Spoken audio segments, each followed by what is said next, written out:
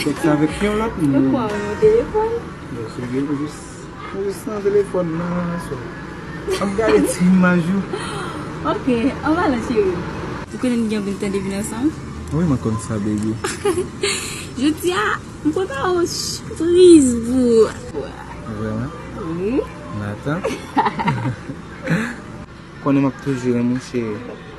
C'est ça bébé.